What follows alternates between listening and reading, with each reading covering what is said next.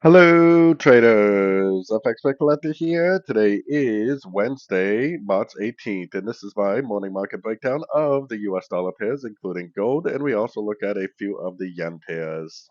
So I'm starting off on the dollar index as always because it's kind of the roadmap to tell me what to do on all the other dollar pairs themselves. On the daily time frame, I'm definitely looking at this as possibly a 1, a 2, and I still think that this is a wave 3. We can definitely see a subdivision here. We can see a 1, 2, 3, 4, 5 of wave 3. Most likely we're in a wave 4 right now, which a wave 4 is probably going to be about the same size as this wave 2, which kind of makes me think that this wave 4 is not going to be complete today. Maybe it's going to end up doing something like this before it potentially goes up and breaks this structure, hitting this 100% Fibonacci extension for a wave 5. And I think this whole move up still could be a wave 1 or possibly a wave A on like the weekly time frame. Now today is FOMC interest rate today. Later on today, interest rate news for the U.S.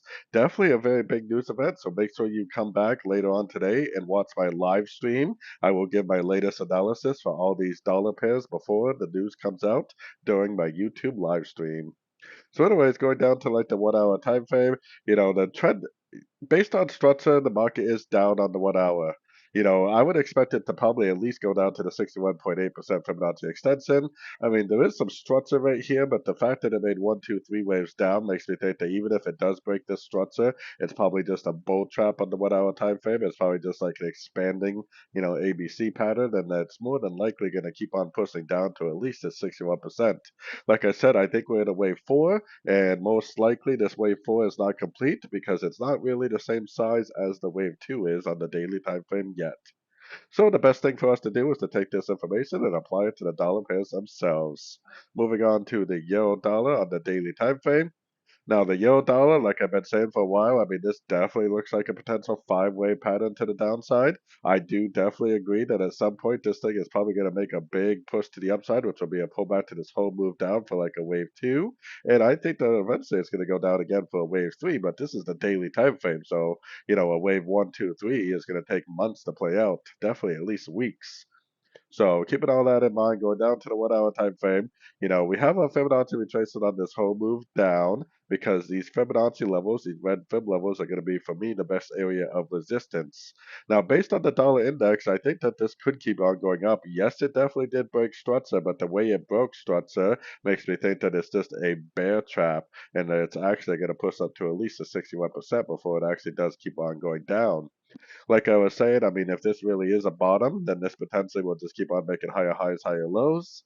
If it's this right here is not a bottom, then it potentially will give us a nice solid break of structure to the downside at one of these fib levels. But like I said, the way that this broke structure, the way that it broke in a three-way move and looking at the dollar index, I think that this is actually probably like a flat pattern, and it's probably going to go up to at least a 61% Fibonacci retracement. Moving on to the pound dollar, back up to the daily time frame.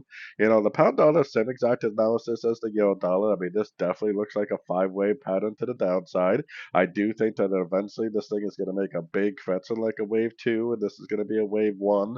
This wave 2 will be a pullback to this whole move down, so anywhere between 38 and 78% of the whole move down before it potentially goes down and makes a big old wave 3. Now, this is a daily time frame pattern, which will take potentially weeks and months to play out. So going down to the 1 hour time frame now, this one didn't even really break structure.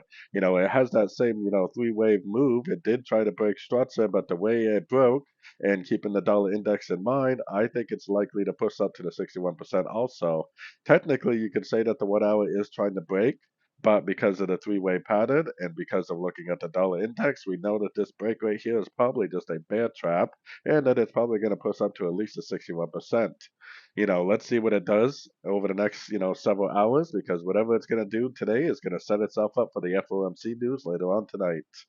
Moving on to the Aussie dollar, Aussie dollar is technically still in an uptrend and never did break any structure on these higher time frames. So, there's a chance this thing just keeps on going up.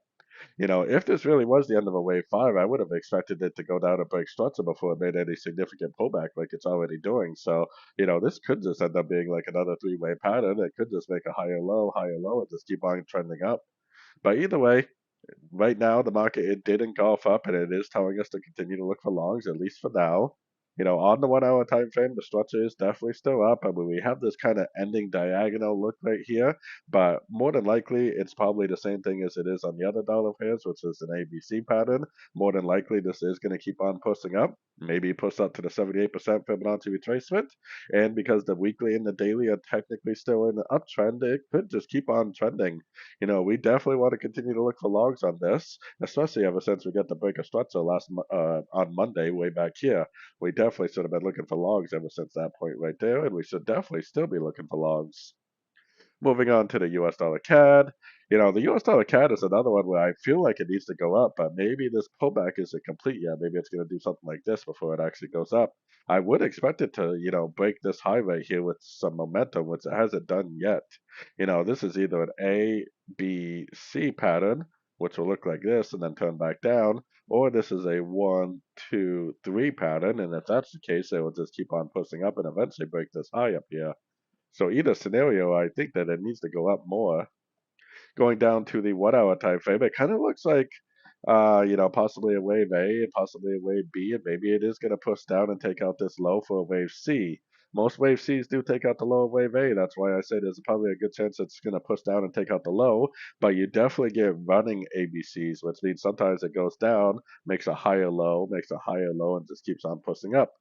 Overall, we do need to continue to be overall pretty bullish the dollar, but I think more short term, the dollar is not finished with its move down, which means that the dollar CAD is probably not finished with its move down either. Moving on to the US dollar Swiss, back up to the daily time frame. Yes, the dollar Swiss definitely did turn down, so we put on Fibonacci retracement on the last move up, and these Fibonacci retracement areas are going to be our areas of resistance along the way. I think that this is also going to bounce from one of these fib levels and continue the uptrend also, especially looking at the dollar index as our roadmap. So going down to the 1 hour time frame, I mean, the move down potentially is not over. It potentially is going to go down to like the 50% or maybe even a little bit lower. So I am definitely still looking for shorts. It hasn't broken structure yet. So if it makes a lower high, makes a nice engulfing down, I think it possibly would be worth taking it as a short. I just think that one of these Fibonacci levels is going to be the fib level that holds, and one of these fib levels, it is going to break structure to the upside and likely continue that higher time frame uptrend. Until it actually does break structure to the upside at one of these fib levels, which it could be any one of these three, we should potentially be looking for shorts on these shorter time frames. Moving on to gold. Gold has been pretty much doing nothing so far this week. I've been saying all week long that this is either an A over here, this is a B, and we're going to just keep on pushing down for a C, which is still my main analysis. But I also see the possibility of this right here being an A, and this being a B, and this is actually a wave C. If this is an ABC, then it will break up on shorter time frames, and it will probably go up and make new all-time highs. If it's a wave three, it will not break up on shorter time frames and it'll just keep on pushing down. So that's how we're going to know the difference. Going down to the 1 hour time frame, very sideways market so far all week long. Our structure hasn't changed all week because it has not made any new lows. This is the lowest low right here, which it hasn't taken out yet.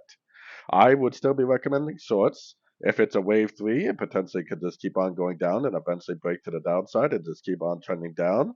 If it's a wave C, then eventually it could go up and break this high.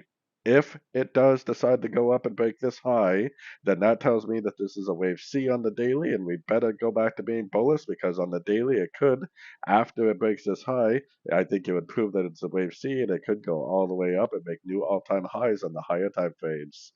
So this really all depends on this structure. No break of structure, potential wave three, potentially it keeps going down. If it does break structure, then it's potentially a wave C and it's going to keep on going up. This is why following along with your structure on all the different time frames is so important. Moving on to the US dollar yen. A lot of the yen pairs do look like they might be getting very close to actually turning. This one is trying to turn, so we do have a Fibonacci retracement on just the last wave to look for areas of resistance.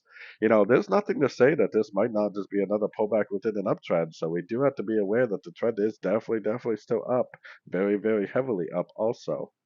So going down to the 1 hour time frame, I mean, technically, ever since you got this break to the downside over here, you could have been looking for sorts, and there's definitely been a couple pretty decent little sorting opportunities over the last couple days. And if it does not break structure to the upside, if it doesn't take out this high, then I would definitely still be looking for sorts. Just keep an eye on your Fibonacci retracement levels. Any one of these levels, it could break to the upside and continue that daily time frame uptrend. So, you can definitely justify looking for sorts these last couple of days, but you need to remember that the daily and weekly is up, which means that any one of these fib levels, it could break to the upside and it could continue that higher time frame uptrend. Those higher time frame trends need to be your friend. Moving on to the euro yen. The euro yen has been pretty sideways, and I was just thinking, simple structure analysis, lower high, lower high, lower high, lower high. I was thinking that maybe it could just make another lower high and just keep on going down, but it definitely does have that impulsive up, one, two, three waves down. Maybe we're now in an impulsive up. Maybe this is actually an A, this is a B, and this is a C. It goes up, takes out the high wave A, and then turns down. A lot of the yen pairs do look like they could make another leg to the upside, so it would make sense for this to go up and make a wave C, take out this high, and before it actually does turn down. So moving down to the 1 hour time frame, I mean, we definitely did get a break of structure to the downside, as you can see, but it's already broken back up. So yes, it did break to the downside, but as you can see, it's already broken back up. So I mean, we need to go back to being bullish for sure. So right here, there's your break to the downside. You potentially could have gone short there, maybe even short there on sort of time phase. But now that it broke back to the upside, you definitely want to go back to being bullish.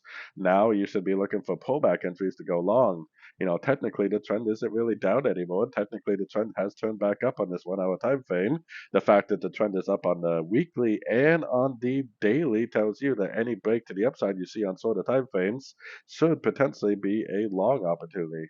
So yeah, definitely keep an eye on it. Technically, we're on the 1 hour. We should be on the 1 hour time frame, not the 30-minute. But you know, because the trend is up, I would definitely primarily be focused on longs every single chance I get.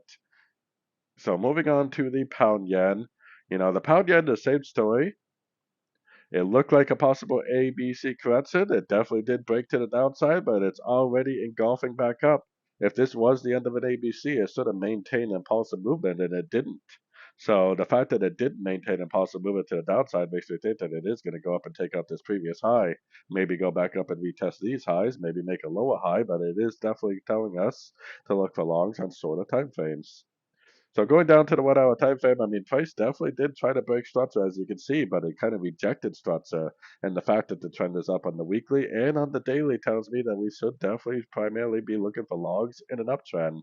So yeah, because of those higher time frames, you have to be aware that a break of structure on the 1 hour against the higher time frames often is just a trap. It's a way for big players to grab liquidity before they drive these higher time frame trends.